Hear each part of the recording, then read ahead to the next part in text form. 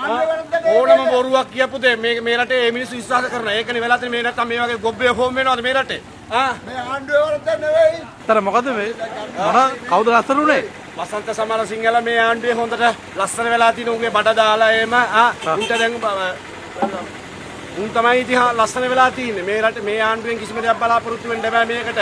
අපි කියන දැන් බලන්න පුදුමුදේ දෝර ගලනවා පාරේ හැමෝම. පෙට්‍රෝල් පොලිම වතුර පොලිම දෙයියන්. දැන් ඔයගොල්ලෝ වතුර පොලිමේ දෙයියන්ගේ පිට තම මාස 6ක් යනකොට මේ රටේ මිනිස්සුගේ ආයුෂ විතරයි අඩු වෙන්නේ. අනික කිසිම දෙයක් අඩු වෙන්නේ නැහැ. අඬුරලගේ කටේ කිව්ව පට්ටපල් බොරුකාරයෝ තමයි මේ ආණ්ඩුවේ ඉන්නේ 159. මුන්ට මේ රටේ මිනිස්සුන්ට මොලයක් නැහැ.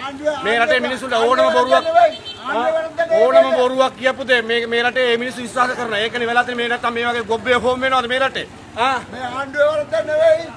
ආණ්ඩුවේ වරද නෙවෙයි මේවා.